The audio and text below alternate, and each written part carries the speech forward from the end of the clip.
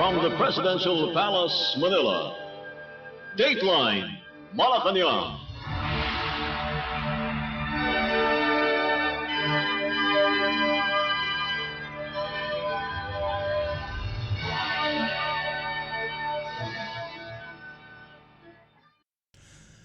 Good day. This is Dateline Malacañang in review. Philippine President Ferdinand R. Marcos Jr. formally welcomed His Excellency Yoon Suk-yeol, President of the Republic of Korea, as the latter officially started his first state visit to the Philippines on Monday. Accompanied by First Lady Kim Kyung-hee and his delegation, President Yoon is accorded with arrival honors and signed the guest book in Malacañang Palace before proceeding to a bilateral meeting with President Marcos Jr. to discuss several matters aimed at deepening cooperation in various areas of mutual interest. These include political, security and defense, maritime, economic and development fields, and people-to-people ties. Their meeting also centers on exchanging views on regional and international issues, as well as reaffirming the vibrant and dynamic relations between the two nations. President Yoon's visit is upon the invitation of President Marcos Jr.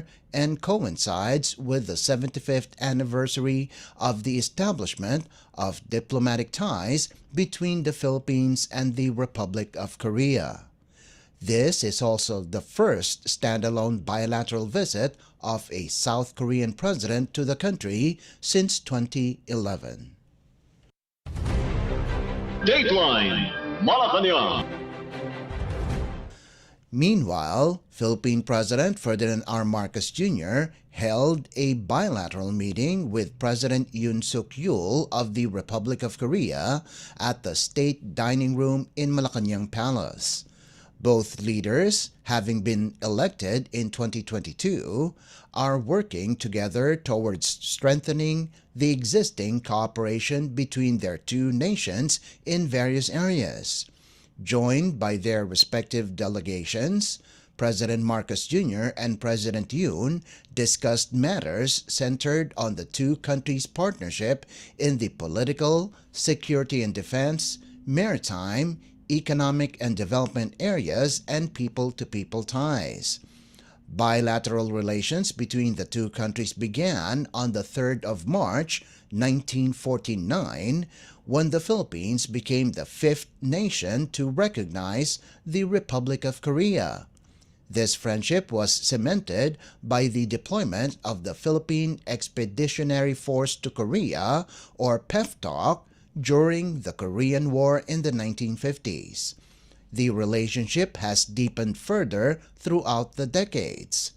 The state visit of the South Korean leader coincides with the 75th anniversary of the establishment of Philippines Republic of Korea relations. Let us listen to the opening statement of Philippine President Ferdinand R. Marcos Jr. during his bilateral meeting with President Yoon Suk-yeol of the Republic of Korea. On behalf of the Filipino people, I thank President Yoon Suk-yeol for accepting my invitation to come and visit with us in the Philippines. As we celebrate our 75th anniversary of our two countries' diplomatic relations, Your Excellency's visit is a fitting activity to mark this important milestone. 필리핀 국민들을 대표하여 다시 한번 국빈 방문을 수락해 주셔서 매우 감사드립니다. 양국 관계 75주년을 기념하여 대통령님의 필리핀 방문은 매우 시의적절한 중요한 계기입니다. It is not an overstatement to describe the beginning of these ties as a storied one.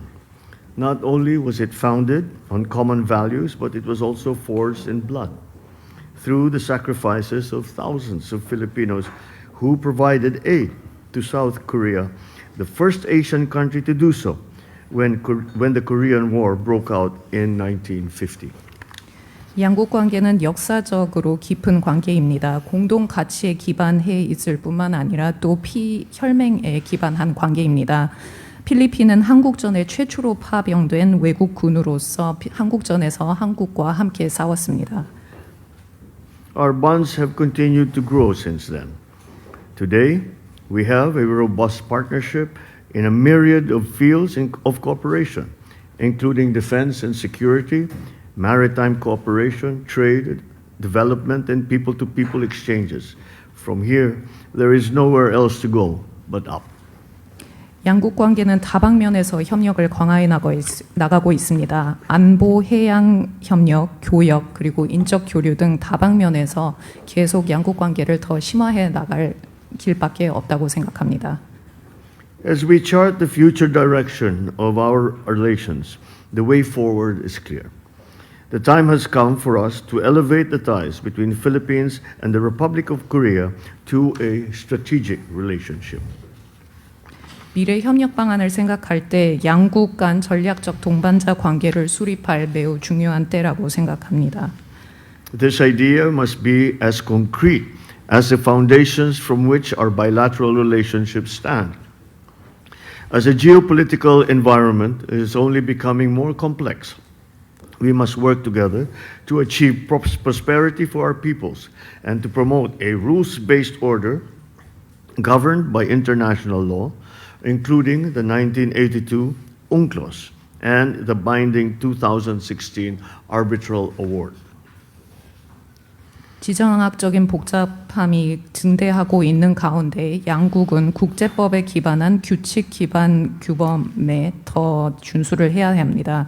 특히 1982년 유엔 해양법 협약과 국제중재재판소 판결에 기반한 국제 질서를 수호해야 합니다.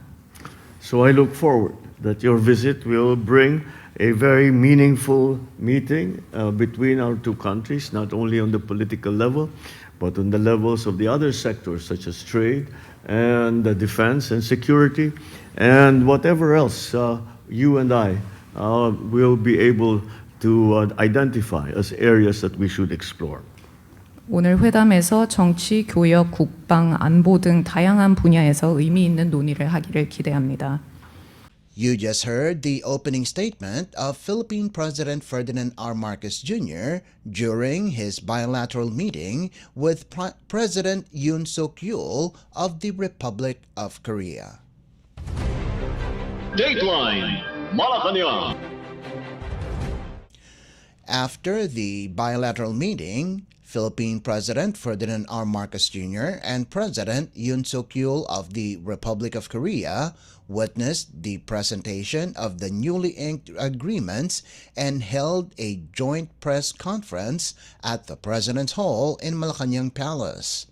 The Memoranda of Understanding, or MOUs, cover strategic initiatives to strengthen the areas of maritime security, economy, development cooperation, energy, tourism, and infrastructure. President Yoon Suk-yeol's state visit is a significant milestone as it marks the first bilateral visit of a South Korean president to the Philippines after more than a decade, aimed at advancing the robust cooperation of the two countries towards the attainment of mutually beneficial goals.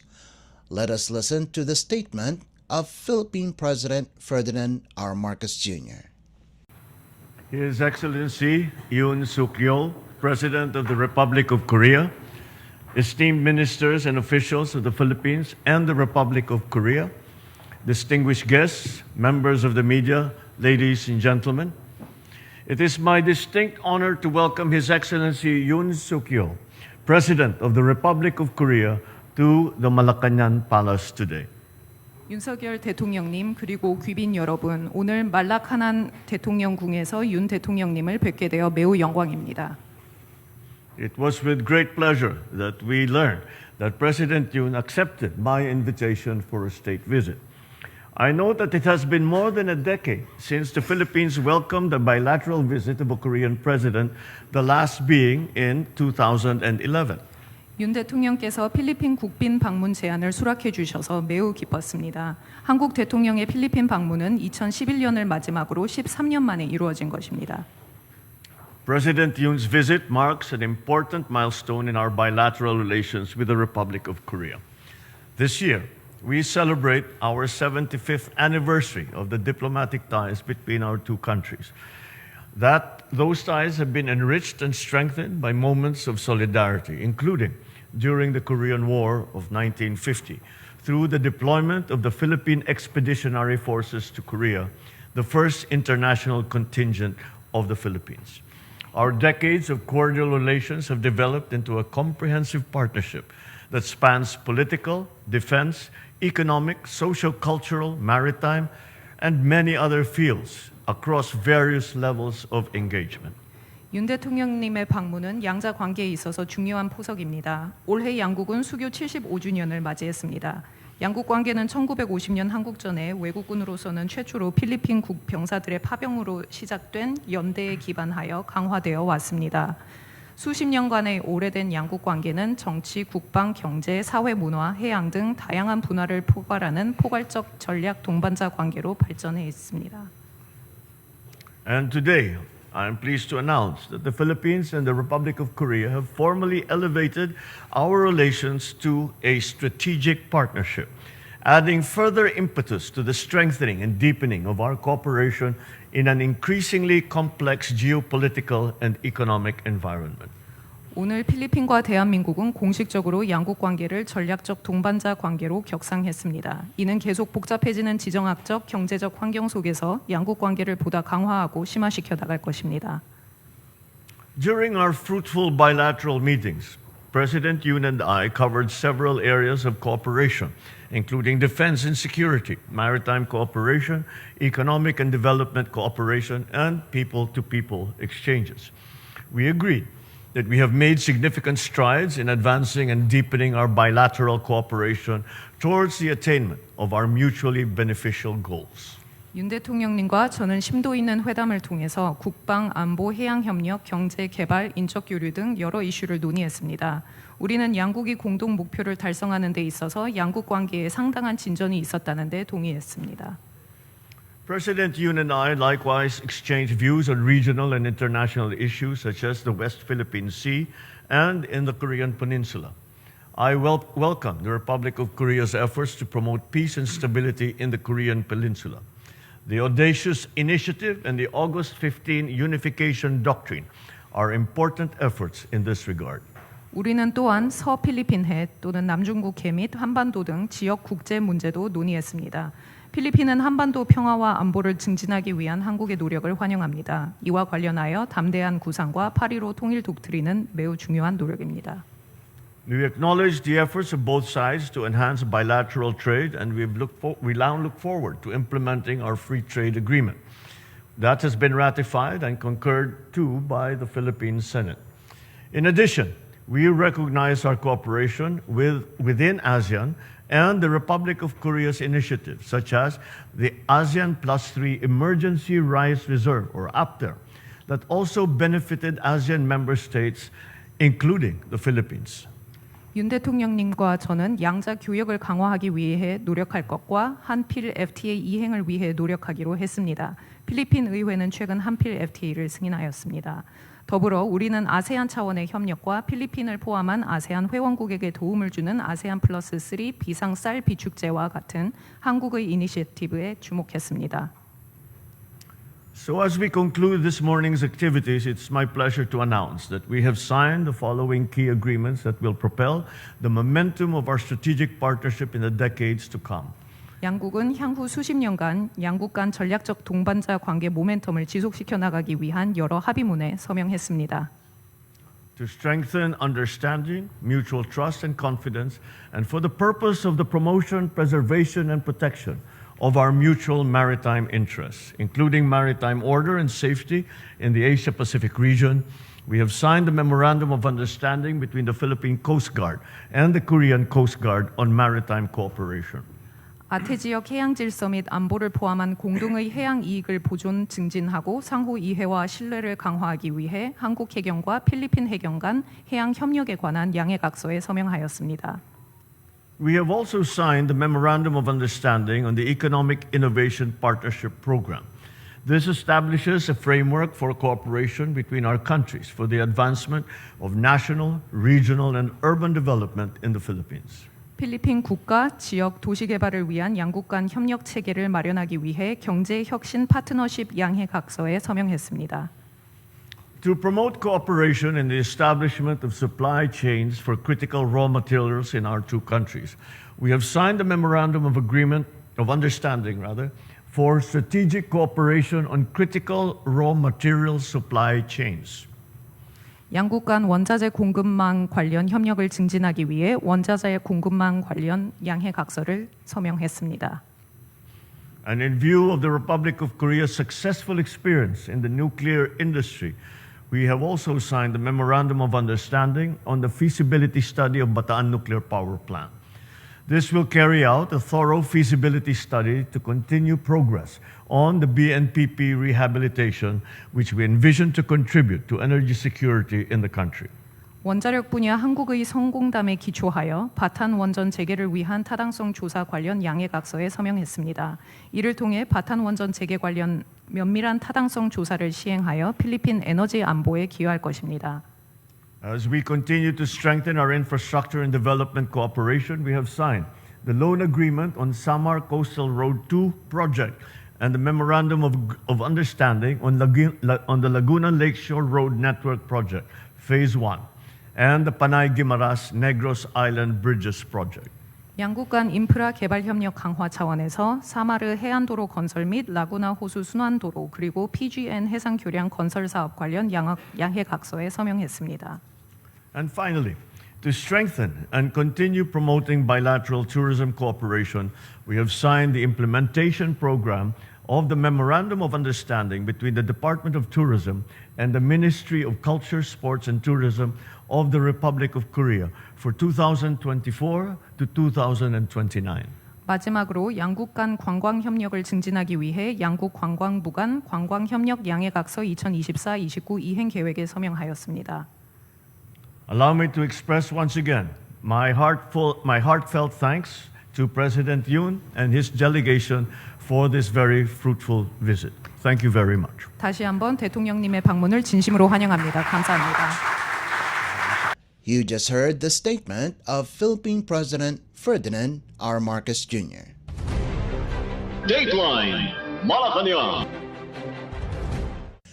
Philippine President Ferdinand R. Marcos Jr. and visiting South Korean President Yoon Suk-yeol on Monday graced the Philippines Republic of Korea Business Forum at the Manila Hotel. Organized by the Philippine Chamber of Commerce and Industry or PCCI and the Federation of Korean Industries or FKI, together with the Department of Trade and Industry or DTI, the forum provides an opportunity for the Philippines to inform the South Korean business sector on the administration's economic development plans and programs, investment opportunities, and other policy reforms accelerated to improve the country's business environment. Apart from the keynote messages of President Marcos Jr. and President Yoon Suk-yeol, the forum featured 3 sessions in a panel discussion with the theme Expanding Economic Cooperation Between the Philippines and Korea. A Memoranda of Understanding or MOU was also presented by DTI Acting Secretary Maria Cristina Aldeguer Roque and Deputy Prime Minister Choi Sang-mok of the Republic of Korea.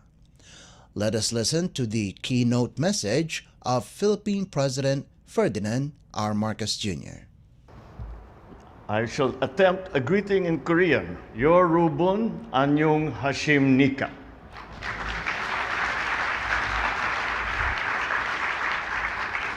The Philippines-Korea Business Forum stands as a testament to a partnership that is as enduring as it is dynamic. I extend my heartfelt gratitude to His Excellency Yoon Suk-yeol, for gracing us with his presence today. Your unwavering commitment to strengthening the bonds between our two nations is very inspiring. And so as we gather today, it is evident that our ties are built on shared values and a shared vision for a vibrant and prosperous economic partnership. The deep connection that we have built, one that spans not just trade and commerce, but culture and friendship, solidifies our alliance. I am sure with Korean restaurants sprouting out around the Philippines, Filipinos have at least once shared stories and have laughed over some kimchi, some samgyeopsal with friends and with family. And of course, the countless hours that we have spent binge watching our favorite Korean dramas and listening to K-pop. These highlight how the Filipinos love Koreans and your culture. Similarly, with over 1 million Koreans coming to visit the Philippines tourist attractions last year, I can see that many Koreans also love everything that is Filipino. As we celebrate 75 years of diplomatic relations, we stand on the cusp of an exciting new chapter where our continued collaboration will pave the way for more mutual prosperity and growth. Of course, I cannot overlook the remarkable efforts of the Philippine Chamber of Commerce and Industry and the Federation of Korean Industries for jointly organizing this forum with the support of the Department of Trade and Industry. Under the dynamic and inspiring leadership of PCCI President Enunina Manjo and FKI Chairman Jin Ryu, key stakeholders from both our countries were brought together to share their insights and embark on exciting new journeys of collaboration. Each of you, 12 Philippine and 12 Korean companies and organizations, bring a wealth of experience and expertise. Your presence symbolizes the cooperation that propels us towards a shared success. The business-to-business agreements that we've signed today, encompassing sectors such as infrastructure, public-private partnerships, energy, and affordable housing, are a clear indication of the enthusiasm and commitment of our private sectors. To our partners from Korea, you have shown that business is in your blood. Investing in the Philippines at this opportune time is a fine strategic move.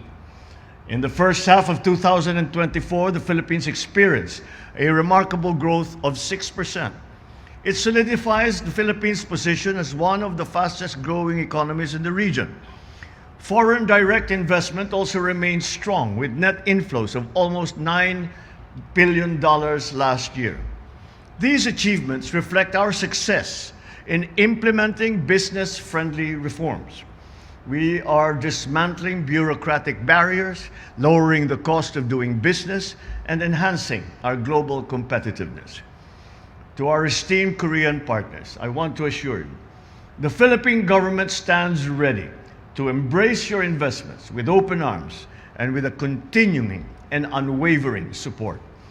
We are continuously finding ways to make the Philippines a more conducive place to do business. We are accelerating policy reforms designed to improve the business environment here. The enactment of the PPP, or Public-Private Partnership Code of the Philippines, is a prime example of this initiative. It paves the way for transformative collaborations between government and the private sector that drive infrastructure development across our archipelago. Better roads, better bridges, and public facilities through private sector investments, connecting not only our islands, but more importantly, connecting our people. Furthermore, our enactment of the Internal Transactions Act provides a robust framework for a vibrant digital economy that meets the demands of the 21st century. This empowers our entrepreneurs and our consumers by regulating e-commerce, ensuring legitimate business transactions, and preventing fraud. We are also very proud of the Tatak Pinoy Act, which aims to bolster industry development and enhance the Philippines' integration into global value chains. This initiative guarantees that our local industries are flourishing on the international stage. When we support our homegrown businesses, we strengthen our economy and build a more resilient future for our communities. And we're not yet done. Congress is at the last stages of the legislative process to enact the corporate recovery and tax incentives for enterprises to maximize opportunities for reinvigorating the economy, or the Create More Act. Anchored on the Create Act of 2021, it will further strengthen our fiscal and non-fiscal incentives in strategic industries. Amongst its key improvements are the simplification of the approval process, streamlining of the value-added tax refund system, and the enhancement of tax incentives to align with global standards. Through key policy reforms and measures such as these, we aim to make the Philippines a top destination for sustainability and to be sustainable in our strategic investments. As we leverage our strategic location and engage in international agreements like the ASEAN-Korea Free Trade Agreement and the Regional Comprehensive Economic Partnership Agreement, we are actively pursuing our regional economic integration agenda.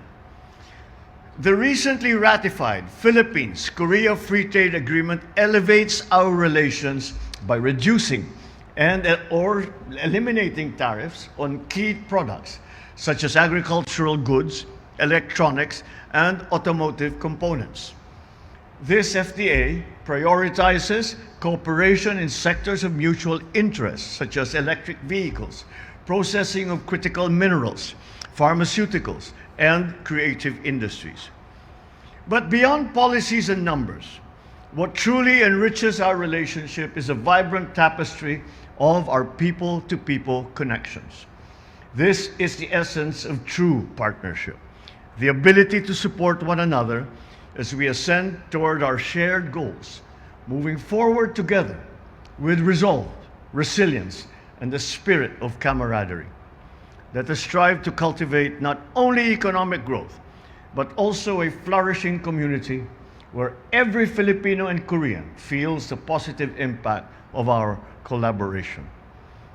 Together, let history record that this was the moment when our two nations embarked upon a journey of unprecedented growth and prosperity. Thank you for your participation, for your passion, your commitment to this journey. I look forward to what we can achieve together in the years ahead. You just heard the keynote message of Philippine President Ferdinand R. Marcos Jr. Dateline Malacañang. Underscoring the continued commitment to collaboration and cooperation in various areas, Philippine President Ferdinand R. Marcos Jr. and President Yoon Suk-yeol of the Republic of Korea on Monday raised a toast in honor of the 75 years of Philippines-South Korea relations during a state banquet at the Malacañang Palace.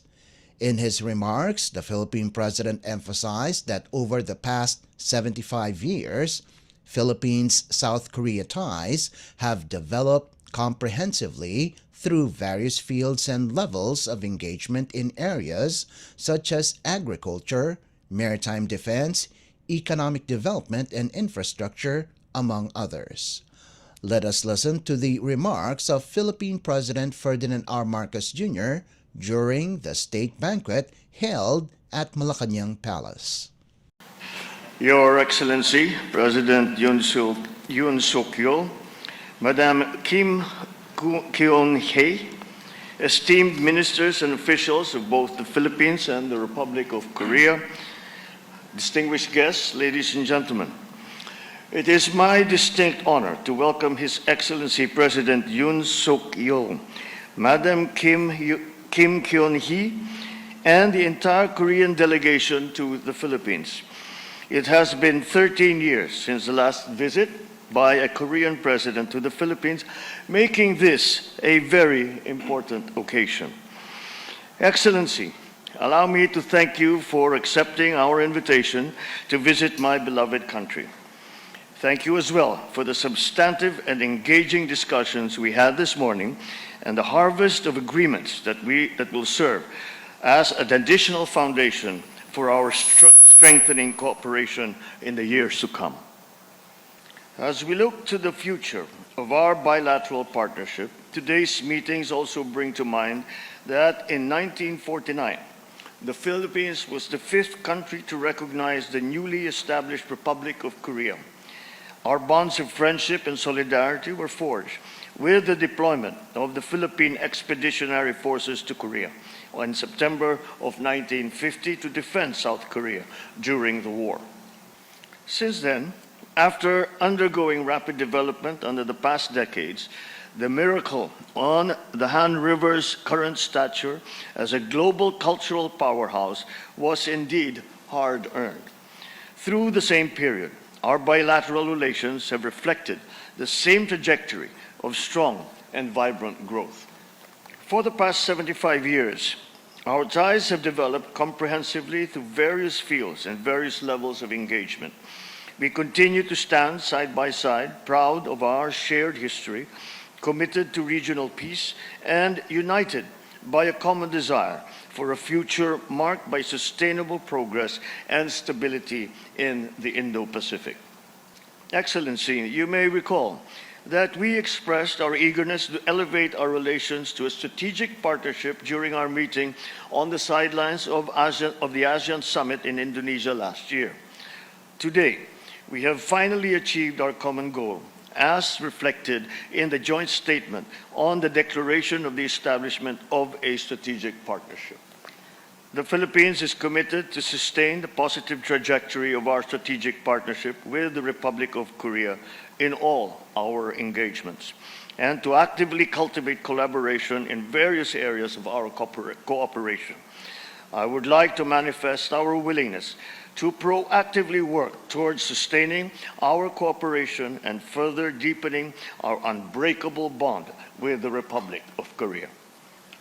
And so, before I close, I invite you all to join me in a toast to the good health of Your Excellency President Yoon and Madam Kim, to the prosperity and well-being of the Korean people, and to the enduring camaraderie and harmony between the Philippines and the Republic of Korea.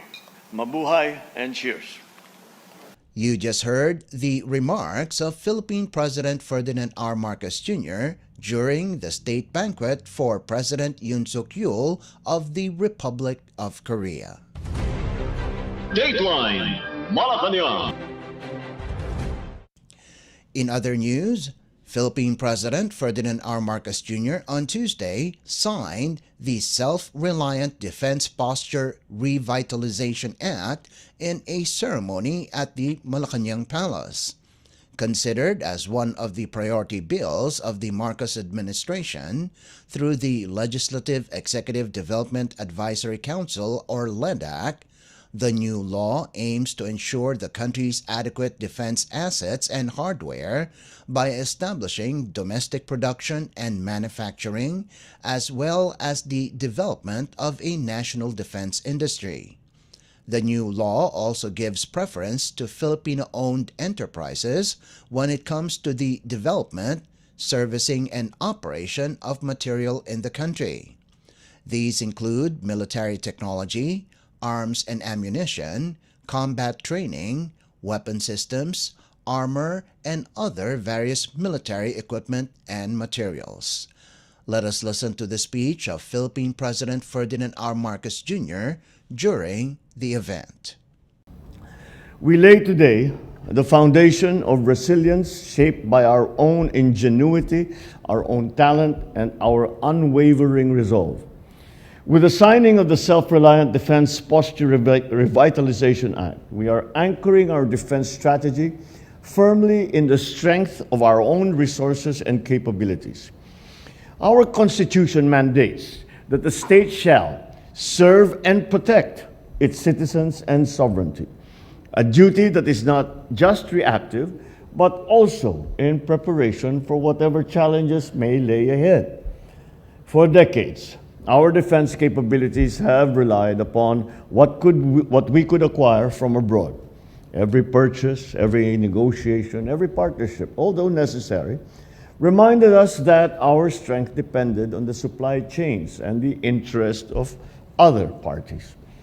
The SRDP program, implemented under my father, former President Ferdinand Marcos Sr., set the stage for a more self-reliant defense strategy, urging us to tap into our own resources and capabilities.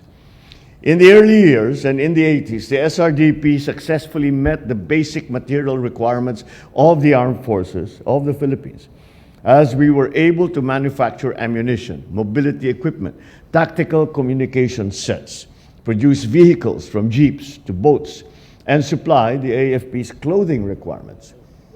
Through this act, we can build on its legacy and expand upon that same vision. A defense posture that is independent, dynamic, and geared to the future. This law goes beyond the development of weapons or equipment, as it seeks to create a framework that makes us less dependent, more resilient, better prepared.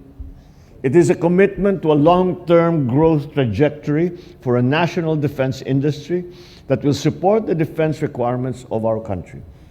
It's a logical move forward for a country that finds itself at the fulcrum of geopolitical shifts and volatilities.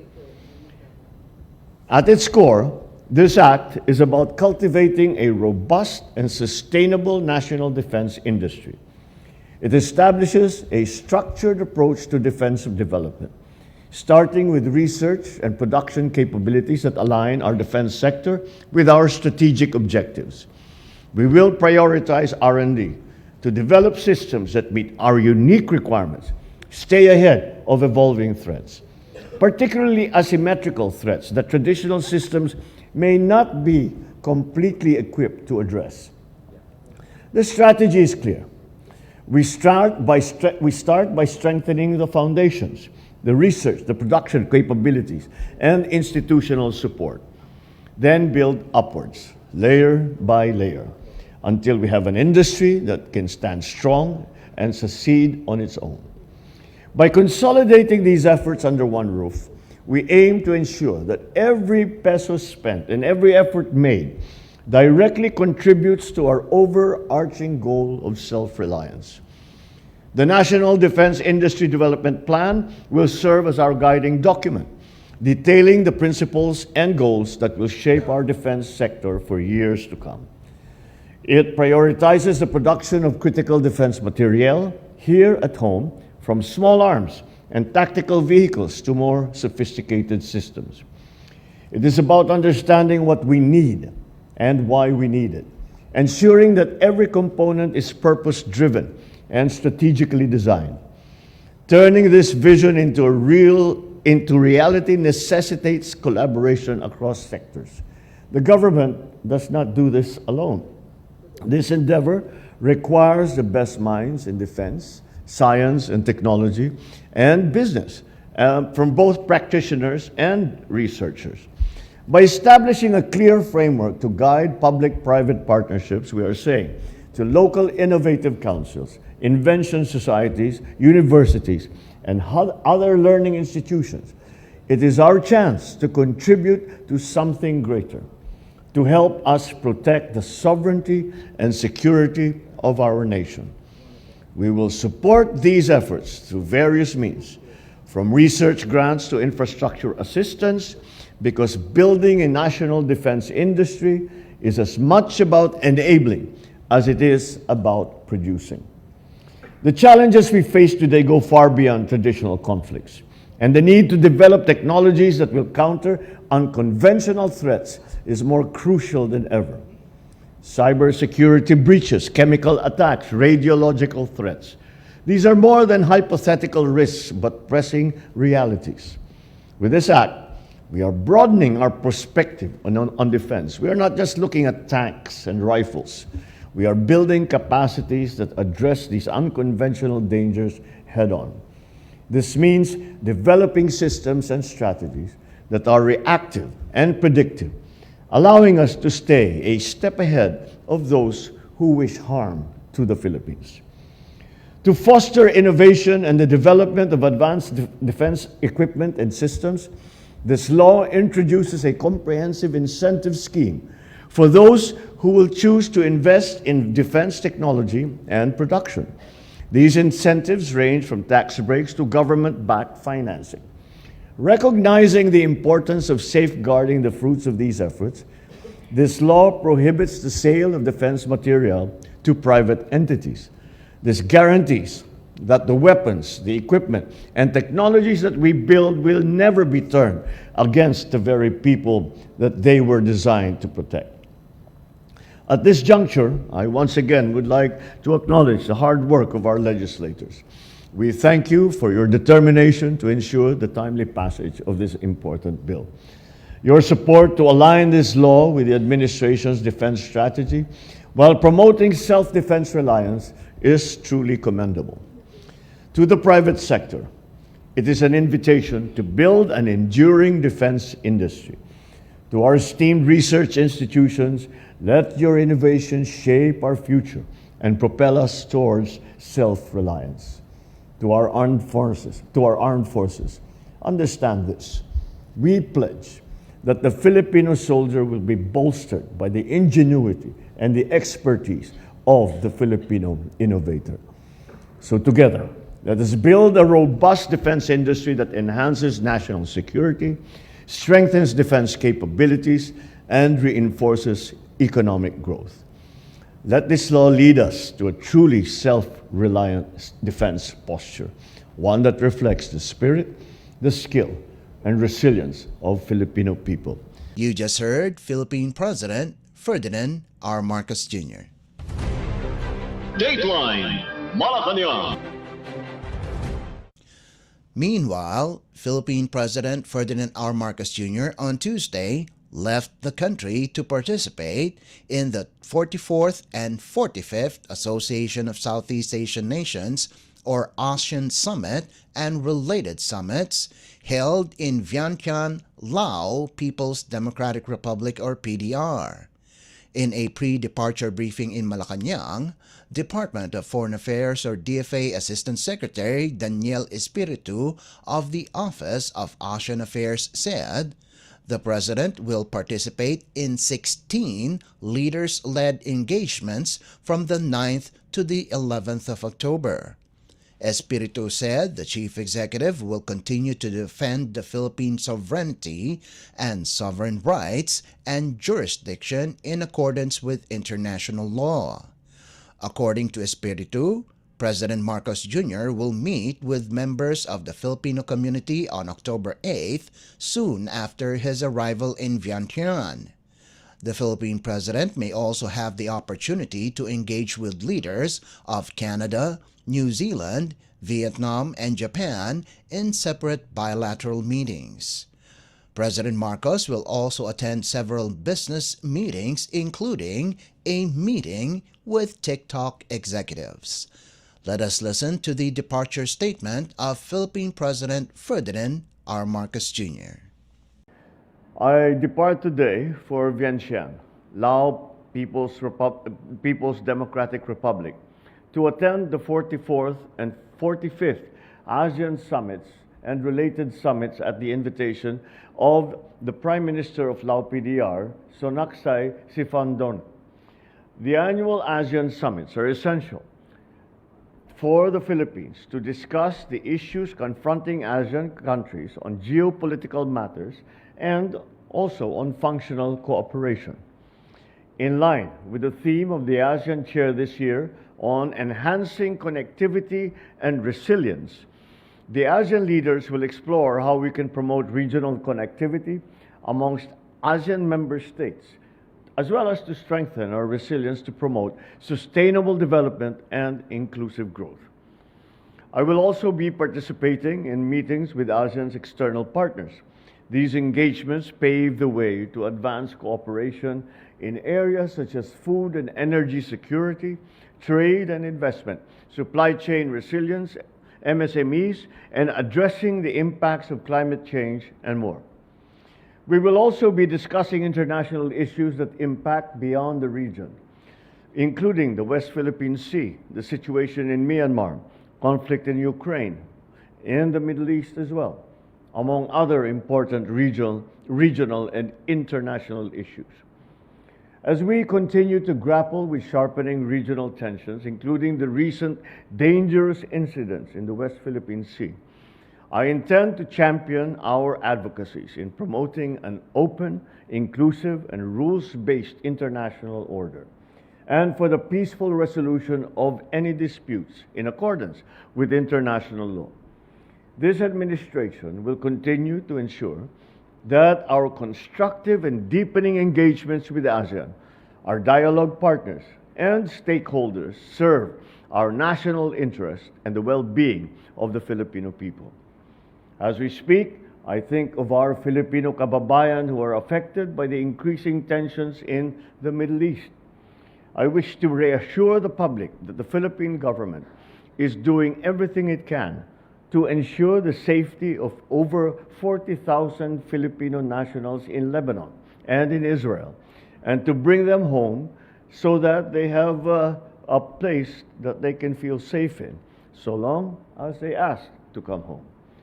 I am glad to report that no Filipino has been reported injured in the crisis that we hear about in the news, and to the waves of attacks against Hezbollah targets in the past few days and the consequent Iranian reprisal against Israel. Our embassies have been coordinating with the Filipino community on this matter and working on securing exit papers and transportation for those returning.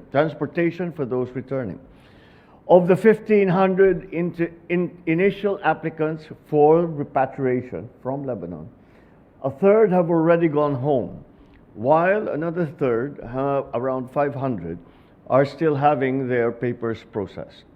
The DFA will expedite this, and OWA will be chartering the flights to bring them home. For the month of October, the DMW and OWA will be bringing home at least 162 distressed OFWs from Israel. Once they return to the Philippines, the DMW and OWA are ready to provide assistance to them. Sa ating mga kababayan sa Lebanon at Israel, ang ating pamahalaan ay nakahanda sa pagtugon ng inyong pangangailangan. We hope that you will avail yourselves of our repatriation program while flights are available.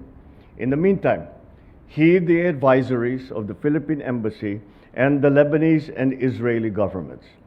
I expect the secretaries of the DFA and the DMW and the administrator of OWA to report to me with updates daily. The Philippines urges all parties to refrain from escalating the violence and to work towards a peaceful resolution of the conflict. We emphasize the need to adhere to international humanitarian law, especially the principles of proportionality and distinction in response to security threats, and to ensure the protection of civilians at all times. The Philippines will always stand for the principles of international law and the safety of Filipinos in the Philippines and overseas.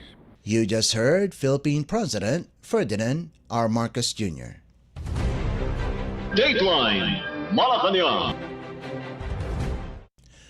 Before boarding the plane that will carry Philippine President Ferdinand R. Marcos Jr. and his official delegation to Lao People's Democratic Republic or PDR for the 44th and 45th Association of Southeast Asian Nations or ASEAN Summits and related summits, the President condoled with the family of the executed Filipino in the Kingdom of Saudi Arabia. In a media interview before departing for Laos, the chief executive said the government exhausted all possible legal remedies to appeal the decision of Saudi Arabia.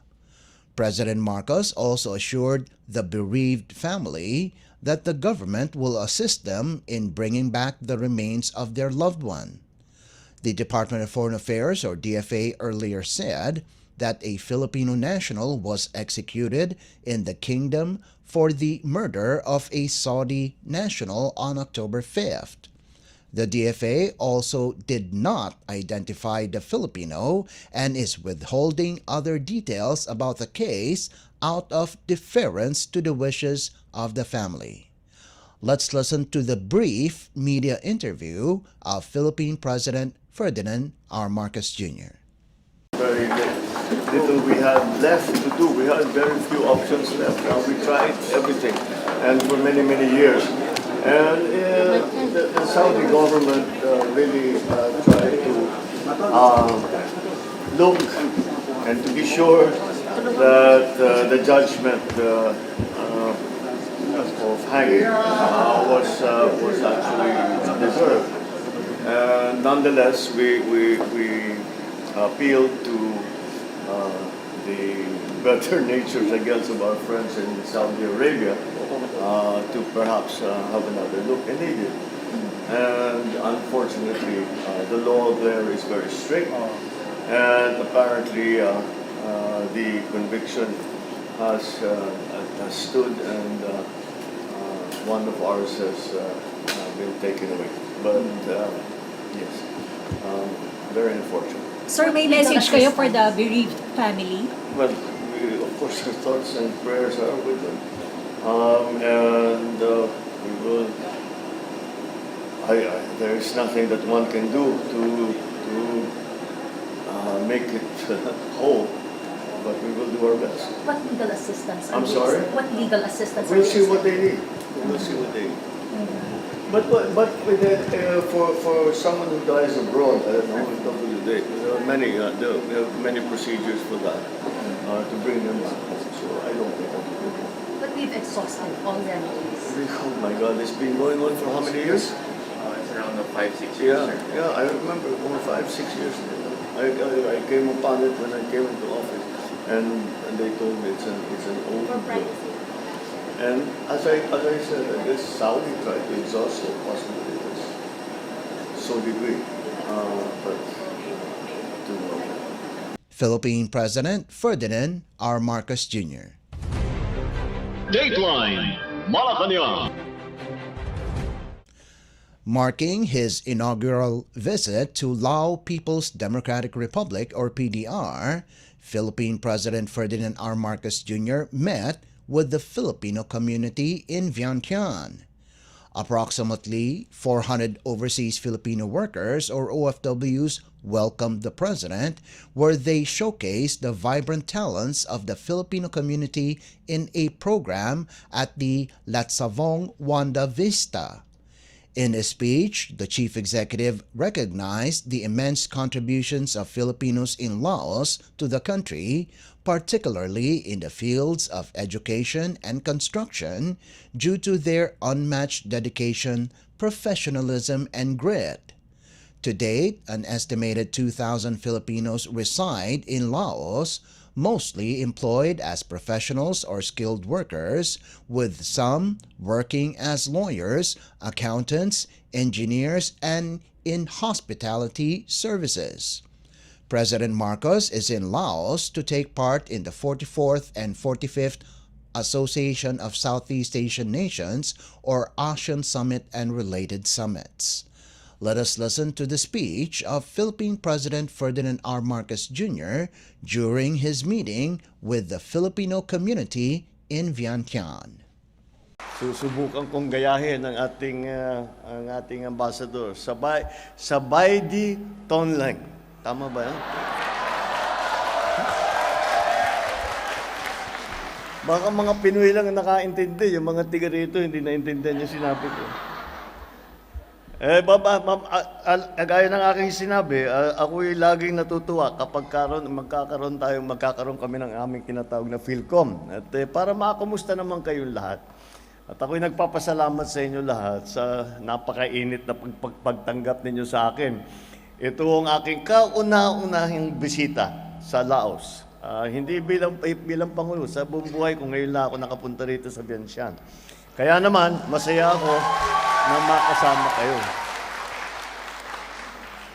Kaya ang katotohanan, nung unang sinasabi, tinitignan namin yung schedule para sa pagpunta rito para sa ASEAN Summit. Lagi naman kami, basta't may biyahe, lagi namin nilalagyan ng PhilCom. Pero sabi ko, siguro sa Laos, sa Vientiane, wala namang Pilipino ron. Sabi, nagulat ako, sinabi, hindi, ang dami nating mga kababayan doon. At ganito ang kanilang trabaho, ganito ang kanilang mga ginagawa. Kaya talagang maliwanag, talagang once again, na nakita ko ang katunayan na yung Pinoy talaga, kahit saan mo ilagay, sisikat at sisikat. Kaya hindi ko talaga, basta kaya't lagi naman at makikita ko yung mga Pilipino, you have to know, and I'm sure, I know that, I hope that people tell you, but the truth of we are so proud of all of you, and for all the things you did, and for all the ways that you project the Philippines. Kagaya ng Ambassador, you're all ambassadors and you have been superlative ambassadors dahil talagang napakaganda ang naging reputasyon dahil sa kagandahan na ang ginagawa ninyo, mga OFW natin sa iba't ibang bansa sa buong mundo. So, we are very grateful for that. And that is why, lagi ko naman sinasabi, lalo nang sa administrasyon na ito, ay asahan ninyo na kapag kayo'y nangangailangan, nandyan po kami upang tumulong. Nais kong magpasalamat sa inyong pagsuporta rin sa ating administrasyon at ang ating mga programa. Papalapit pa lamang tayo sa halfway mark, ngunit dahil na rin sa tulong ninyo, marami na rin tayong naisakatuparan. Patuloy namin ginagawa, prioridad ang mga OFW upang aming maitaguyod at protektahan ang inyong karapatan at kapakanan. Siyempre, isa na ito sa pagbukas at pagpapalakas sa ating DMW o Department of Migrant Workers na pinamumunahan ng ating sekretary. Kaakibat din natin ang Department of Foreign Affairs sa pamumuno ni Secretary Ricky Manalo. At ang mga Philippine embassies sa iba't ibang bansa, katulad ng Philippine Embassy ngayon dito sa Laos, sa Vientiane. Silang lahat ay handang tumulong at magbigay ng serbisyo sa inyo. I am always impressed with the profile and the caliber of our Filipino community here in Lao PDR. As teachers, you're educating the future leaders of this country. As engineers, you're helping to build their economic security and help train your peers in your respective areas. As hospitality providers, you're strengthening the service economy and bringing in the quality standards that we have experienced back home. As executives, you make the business community here more dynamic and thereby creating opportunities for trade and investment. And as experts and as professionals, you share your knowledge and skills to benefit society and hasten their path to development. Maraming salamat sa inyong mga sakripisyo at pagmamahal sa inyong mga pamilya at sa ating bayan. Labis kong ikinatutuwa na malaman ang inyong mga kontribusyon dito sa Laos at kayo mismo ang naging magandang halimbawa ng pagiging isang mabuting Pilipino. Tunay ngang iba at nangingibabaw ang galing ng Pilipino saan man sa mundo. Ikinatutuwa ko rin ang pagpapalakas ng people-to-people relations natin dito sa Laos. Tunay na napakaraming natin pagkakatulad sa mga Lao. Gaya ng mga ating pagpapahalaga sa ating espiritualidad, pagmamahal sa pamilya, pagkikipagkapwa-tao at pagiging bahagi ng ating komunidad, pagrespeto sa ating kapaligiran at pagiging makabayan. Kaya naman, nais kong ipagpatuloy pa ninyo ang pagiging ambassador of Filipino goodwill dito sa bansang Laos PDR.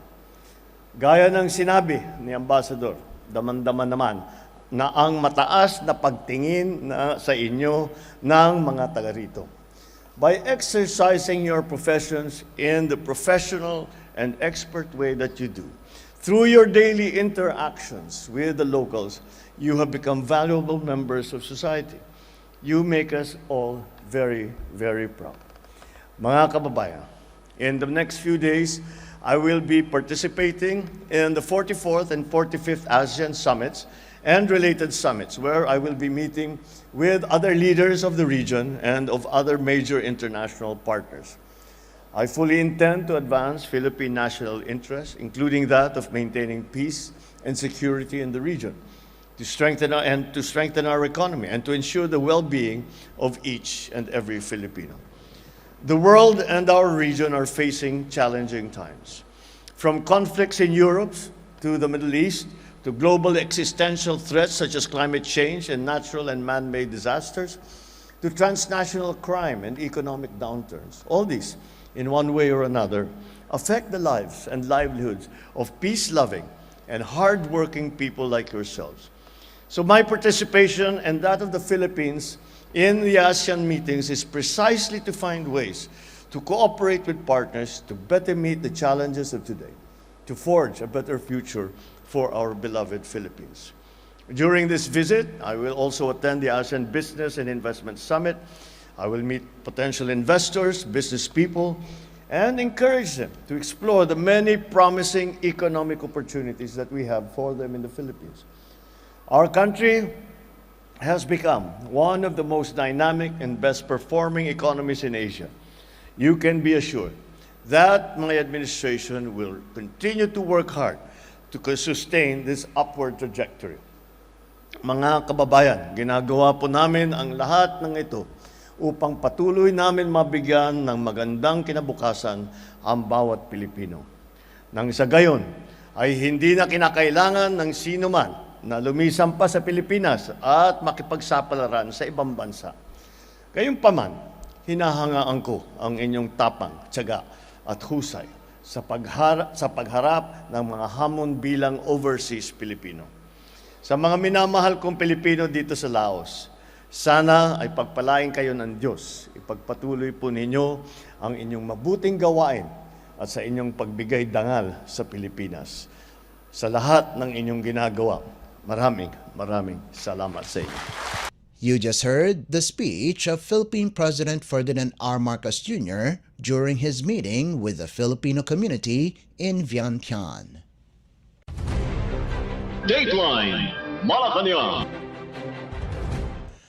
After his meeting with the Filipino community in Vientiane, Lao People's Democratic Republic or PDR, Philippine President Ferdinand R. Marcos Jr. on Tuesday evening met with Vietnamese Prime Minister Pham Minh Chinh to strengthen ties between the Philippines and Vietnam. During their meeting, the two leaders discussed deepening bilateral relations between the two countries, particularly in the areas of trade and agriculture, and expressed their shared commitment to celebrating the 10th anniversary of the Philippines-Vietnam Strategic Partnership in 2025 by advancing collaboration in key sectors. In a social media post, President Marcos said he had a productive meeting with the Prime Minister, and during the past 2 years, their discussions have led to significant progress in the partnership between the Philippines and Vietnam. The Philippine President added that both nations are on parallel paths of economic transformation, and he is confident that healthy collaboration and competition between the two countries will continue to benefit both nations. The chief executive also expressed his condolences for the losses caused by Typhoon Yagi and for the passing of General Secretary Nguyen Phu Trong, the longtime General Secretary of the Communist Party of Vietnam, who died last July 19th. President Marcos will also hold bilateral and pull-aside meetings with fellow heads of state or government from Vietnam, Canada, New Zealand, and Japan during the 3-day event. Dateline Malacañang. Philippine President Ferdinand R. Marcos Jr. on Wednesday has invited investors from Southeast Asia to explore business opportunities in the Philippines that span across multiple industries. Speaking before the Association of Southeast Asian Nations, or ASEAN Business and Investment Summit in Lao, People's Democratic Republic or PDR, the president made the pitch for the Philippines as an ideal hub for smart and sustainable manufacturing. The chief executive cited the Philippines' key policy reforms and its aggressive development in infrastructure, manufacturing, agriculture, and digital connectivity. President Marcos is in Laos to take part in the 44th and 45th ASEAN Summit and related summits. Let us listen to the speech of Philippine President Ferdinand R. Marcos Jr. during the event. As we gather here at the ASEAN Business and Investment Summit for 2024, we stand at a pivotal moment, a crossroads where the strengths and aspirations of the ASEAN economic community converge. This summit is a vital arena for igniting innovative collaborations between the private sector and policymakers. It is here that we forge dynamic partnerships that will elevate ASEAN's standing in the global economic landscape and also empower us to confront challenges with connectivity and with resilience. ASEAN is much more than an aggregation of nations. ASEAN is a vibrant neighborhood united by common aspirations, where we come together not just to discuss policies, but more importantly, to build bonds. In this community, when challenges arise, we do not shy away. We roll up our sleeves, invite one another in, and collectively seek solutions. The theme of this occasion, ASEAN Enhancing Connectivity and Resilience, resonates deeply with us in the Philippines. The Philippines has, for the third straight year, topped the World Risk Index, which assesses the disaster risk for 193 countries. Being located in the Pacific Ring of Fire and right in the path of typhoons, we are no strangers to adversity. And add to that, our archipelagic nature with 7,641 islands, each with its own distinct challenges and character. For us, connectivity is a necessity, and building resilience is a means of survival. From building roads that connect provinces to establishing digital infrastructure, we understand that true connectivity transcends physical links. We ensure the seamless flow of goods, of services, of people, leaving no one behind. From pre-positioning relief goods to implementing flood control projects, we understand that disasters know no political boundaries. And so we need to ensure that strategies to promote disaster resilience are harmonized and address local realities.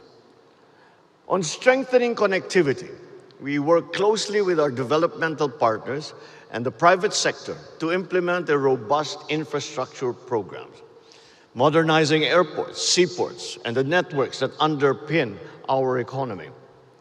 For example, the Manila International Airport. We are on our way to making it synonymous with smooth and convenient travel. This reflects our broader aim to create efficient gateways for trade and investment, paving the way for an open, accessible, and future-ready economy. A little over 2 weeks ago, we inaugurated the Panguil Bay Bridge in Mindanao, which is the southern island of the Philippines. This 3.2-kilometer project is now the longest water-spanning bridge in Mindanao, reducing the travel time between two provinces from 2 hours to 7 minutes. We are also connecting our islands through the development and improvement of ports, such as the San Roque Port in Samar Province and the Tubahong Port on Dinagat Island. But we in ASEAN, the fastest growing internet market in the world, know full well that connectivity goes beyond bridges, ports, and airports. It also means bridging the digital divide. Hence, we are investing and have invested in a national fiber optic backbone, and we are opening the telecommunications sector to foreign investment, ensuring every Filipino, from Batanes, our northernmost province, to Tawi-Tawi, our southernmost province, and to the very last mile, have access to the digital landscape and the vast opportunities that these offer. But building connections is not enough. Being a country vulnerable to the effects of climate change, our vision for growth naturally extends beyond just the economy. Our location has taught us the value of resilience, how to stand firm after each storm or calamity, how to keep moving forward, even when the unexpected strikes. We are developing multi-purpose flood control projects that address flooding and harness water to serve our communities.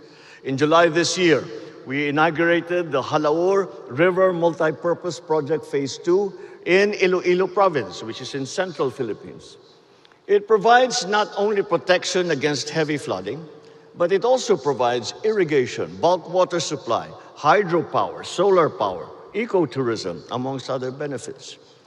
And to fight the increase in greenhouse gases and global temperature, we are also promoting the development of renewable energy sources.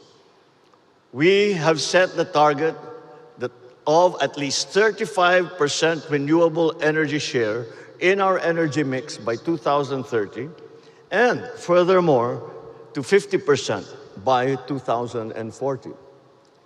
So to achieve this, we have fully opened the renewable energy sector. We have done this by allowing 100% foreign ownership of renewable energy projects.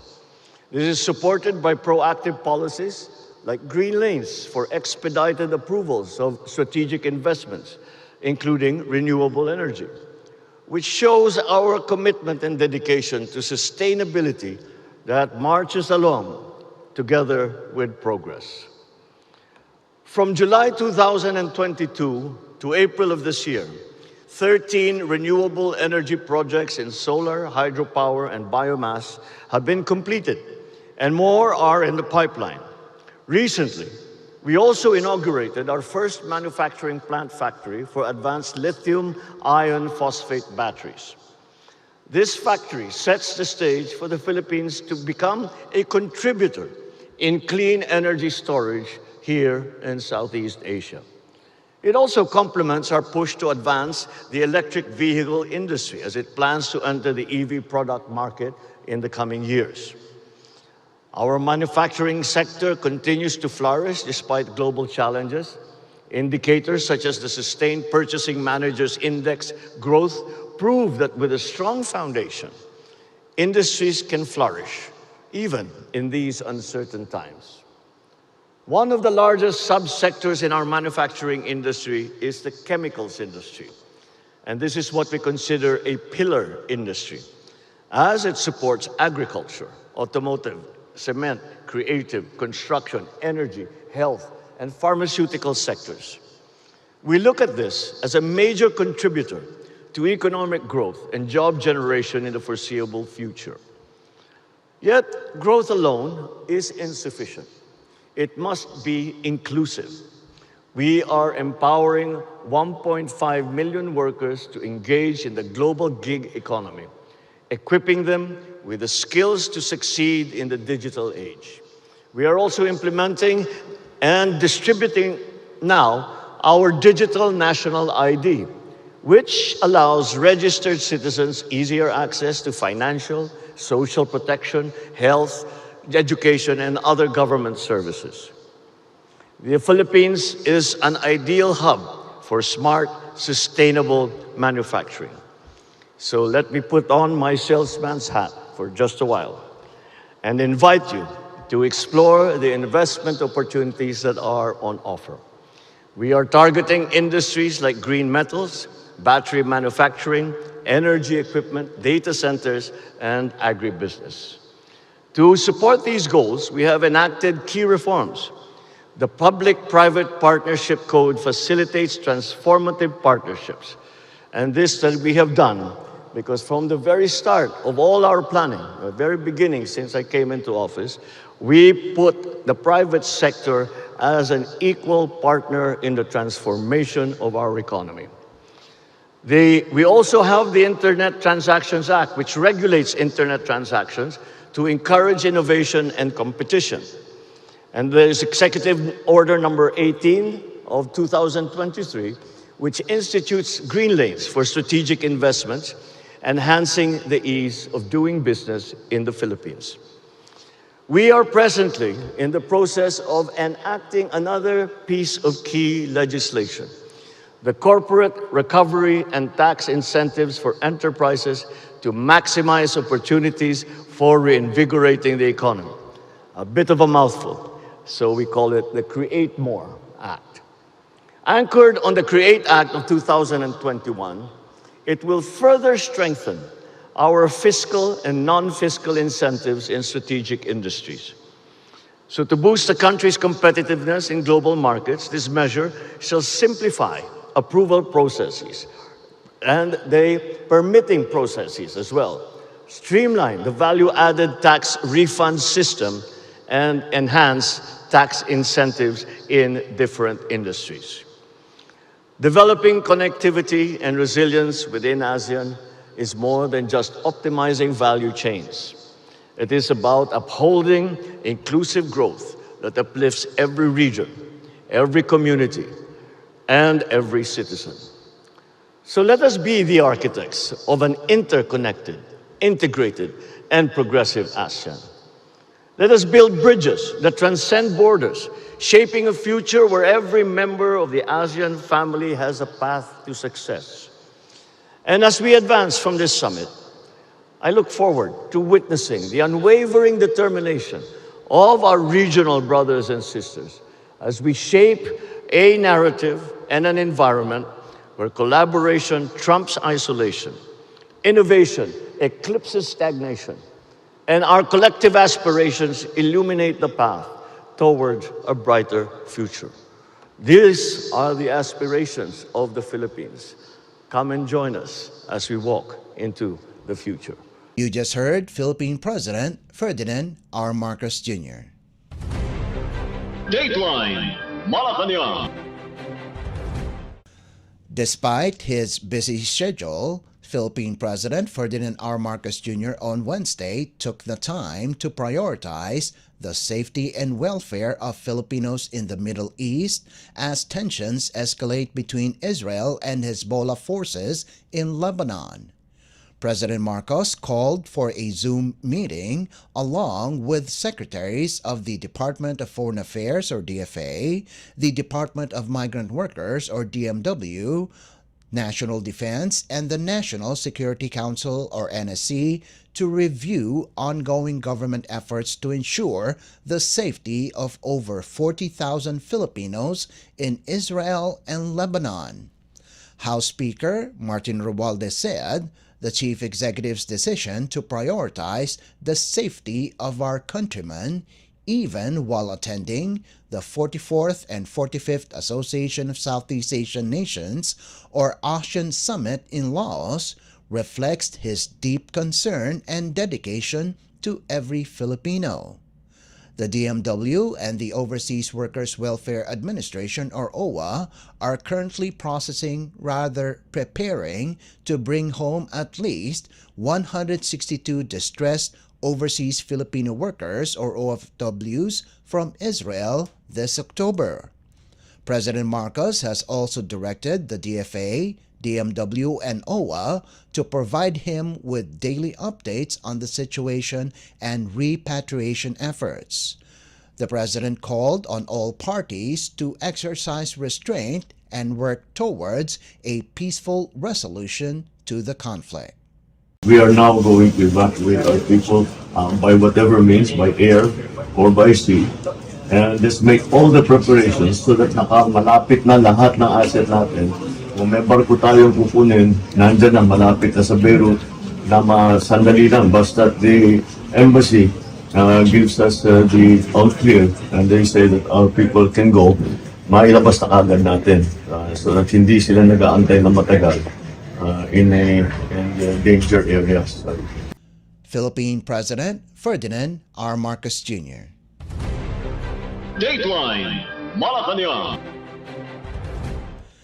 In front of Association of Southeast Asian Nations or ASEAN leaders, Philippine President Ferdinand R. Marcos Jr. on Thursday noted that there are still no changes in the situation in the South China Sea, and the Philippines continue to be subjected to harassment and intimidation in the region.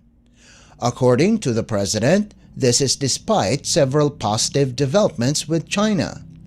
During the 27th ASEAN-China Summit in Vientiane, Lao People's Democratic Republic or PDR, President Marcos said this is the reason why the Code of Conduct or COC for the South China Sea is not moving.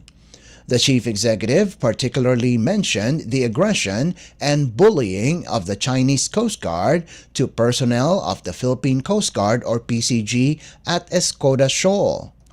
President Marcos said China's aggression only shows it continues to violate international law and standards, particularly the United Nations Convention on the Law of the Seas, or UNCLOS, and the 1972 Convention on the International Regulations for Preventing Collisions at Sea, or COLREGs.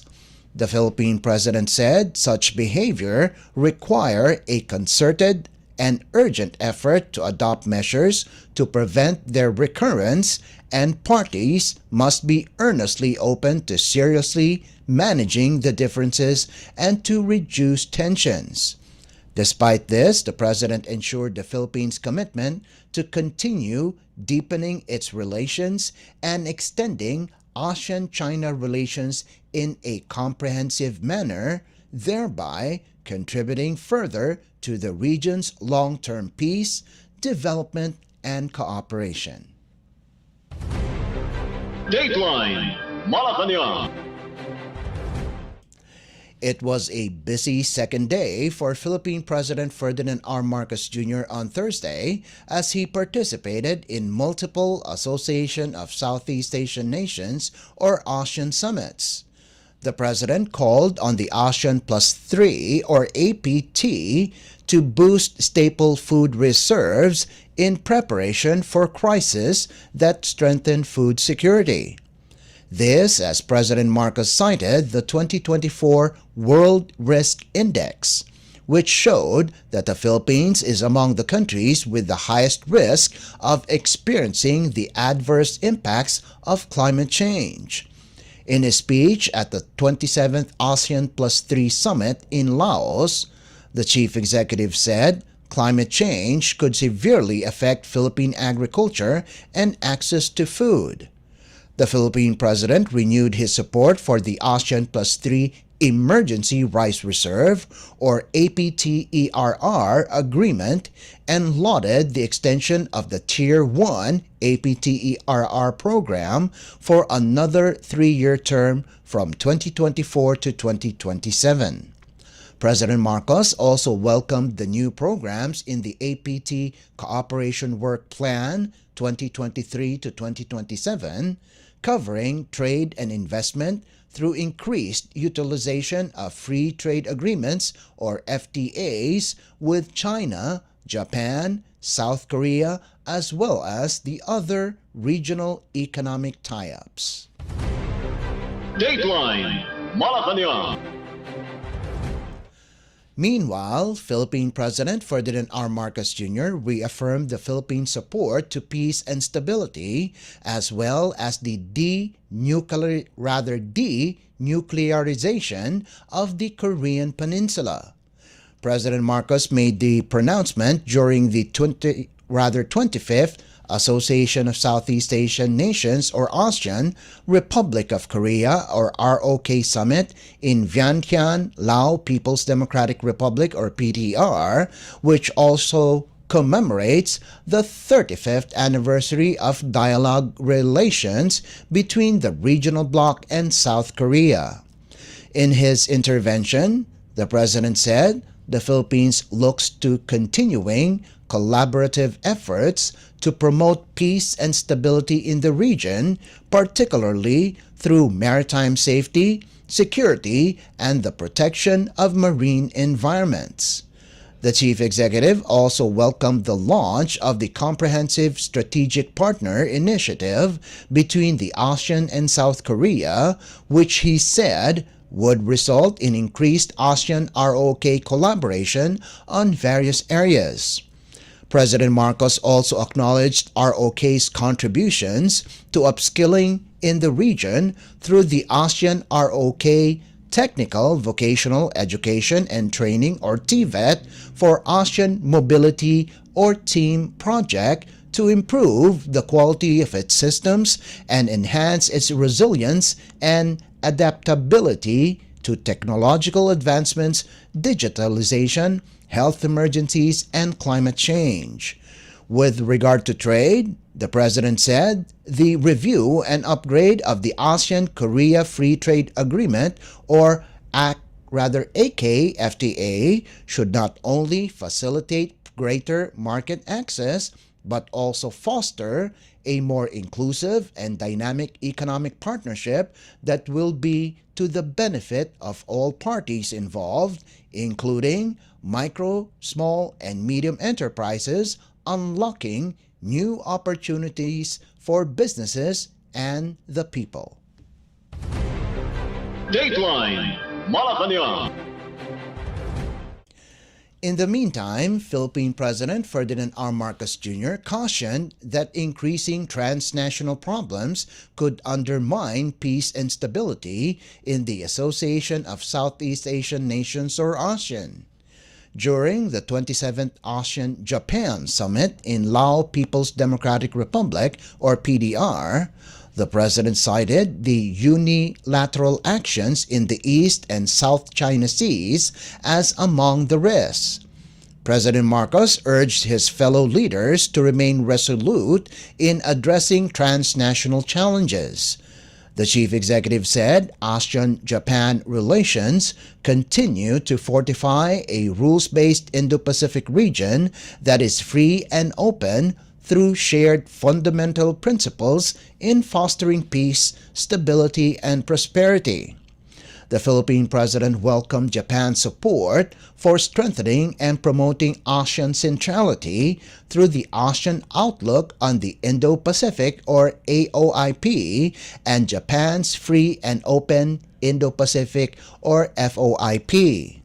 President Marcos also thanked Japan for its support as partner for co-creation of economy and society of the future through the mechanisms of the ASEAN Plus 3 Emergency Rice Reserve or APTERR, as well as the ASEAN-Japan International Cooperation Agency or JICA Food Value Chain Development Program promoting sustainable agriculture and food security. Dateline Malacañang.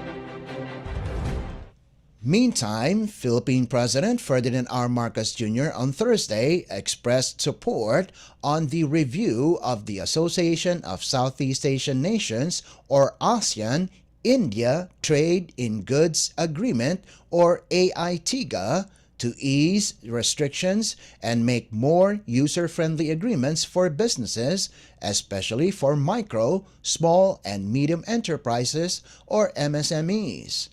In his intervention during the 21st ASEAN-India Summit, the President said he hopes that the review of the AITGA will effectively lessen restrictions to trade and that India will continue to support its agreed provisions. AITGA was signed in 2009 in Bangkok, Thailand.